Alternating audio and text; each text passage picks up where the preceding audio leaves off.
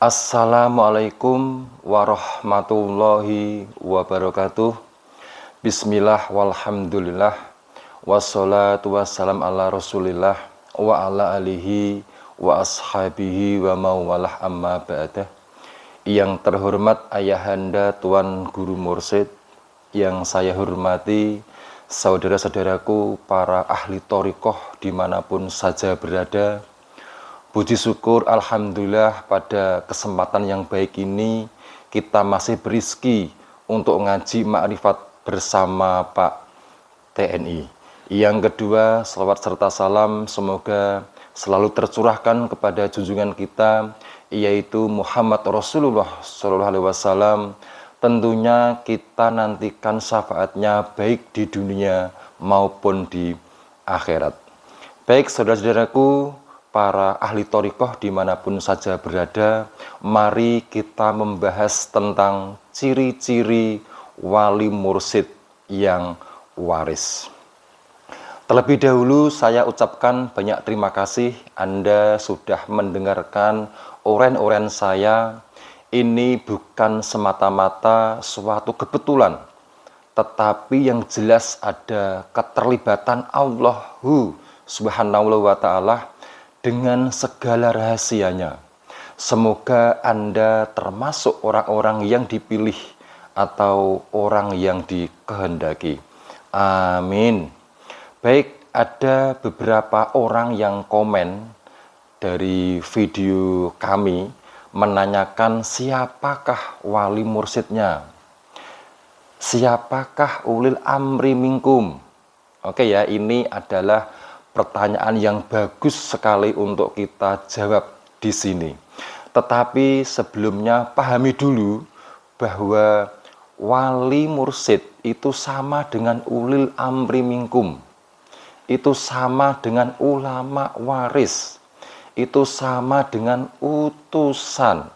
Itu adalah unsur yang sama, yaitu manusia pembawa nur Allah, ya. Cuman berbeda-beda namanya.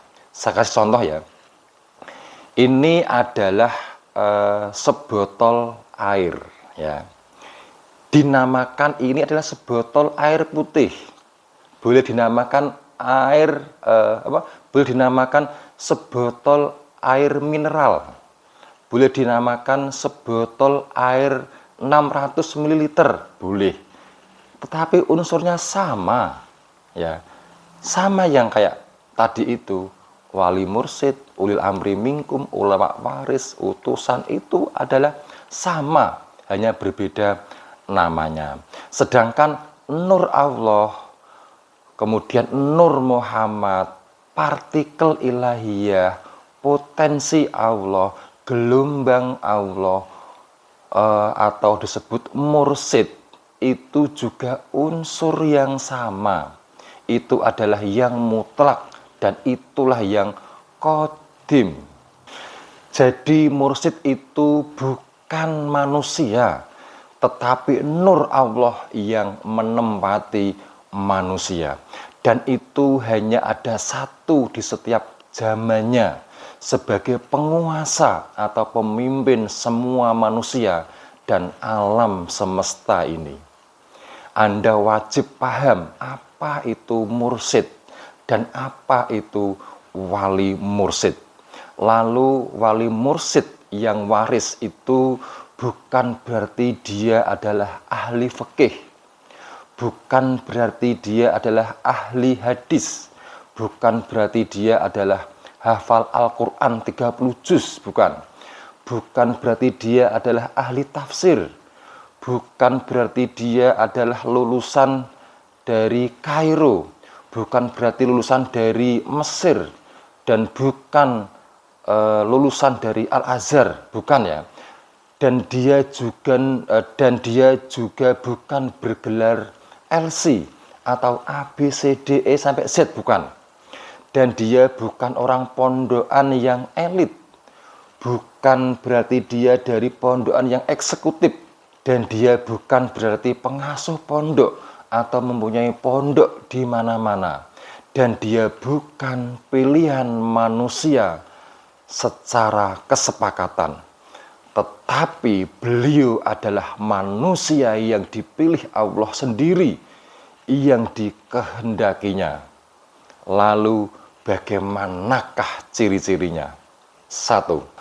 Beliau mempunyai sanad atau silsilah atau garis berguru yang jelas, yang tegak lurus sampai dengan Nabi Muhammad.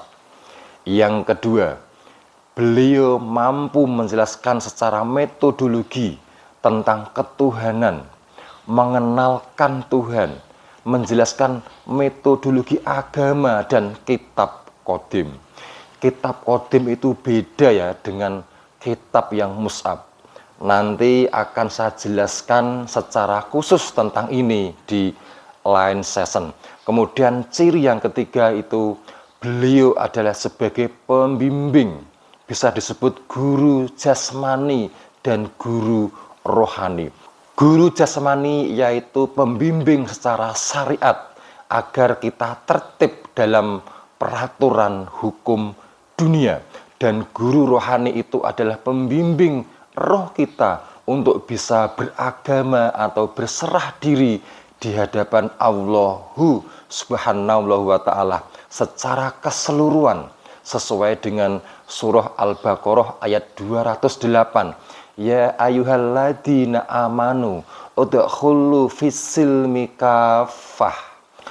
Wahai orang-orang yang beriman, masuklah ke dalam Islam secara keseluruhan. Maksudnya itu adalah masuk jasadnya dan rohaninya.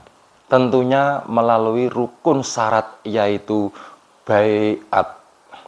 Baiat itu tidak hanya melalui dengan salaman atau ditunjuk titik-titik latoib yang ada 7 itu, bukan seperti itu ya, tetapi ditanamkan nur iman dan ditanamkan nur kitab sesuai dengan surah Asy-Syura ayat 52.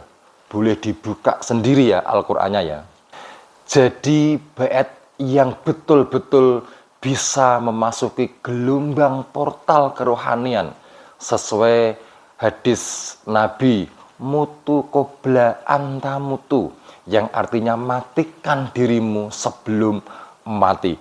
Jadi manusia itu di-upgrade atau disematkan alat pembaca alam di atas dunia, yaitu alam rohani. Boleh saya kasih contoh ya.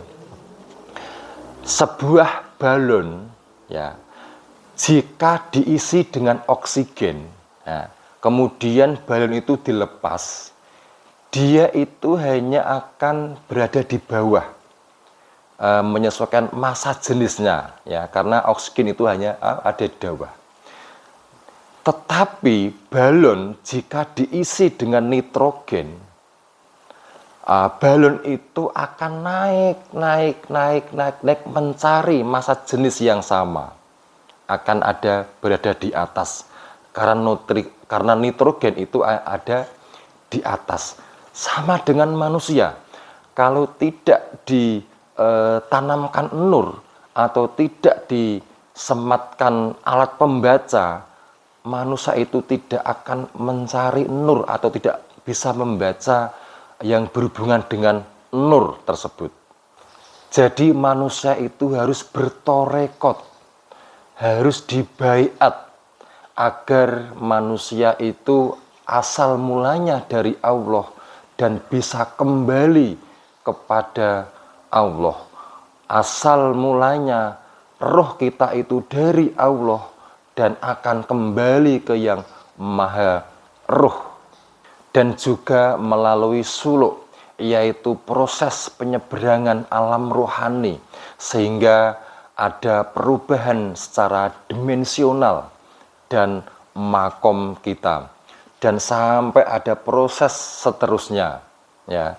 Ngeri ya, yang jelas ngeri sedap bermain dengan metafisik ya. Saya kira hanya ada 3 poin yang bisa terlihat secara kasat mata. Selebihnya rasakan sendiri ketika Anda sudah berbaiat atau sudah di-upgrade upgrade, karena masih banyak lagi yang perlu kita saksikan, perlu kita lihat secara metafisik. Pada intinya, carilah wali mursyid dengan kriteria yang saya sampaikan di atas. Tidak untuk main-main, karena ini membutuhkan nyali yang sangat besar. Demikian yang saya sampaikan. Salam kebangkitan agama tauhid, salam makrifat ilmiah nalar tinggi, thoriqoh nasabandiyah kolidiyah, ilahi anta maksudi waridho kamatlubi. Wassalamualaikum warahmatullahi wabarakatuh.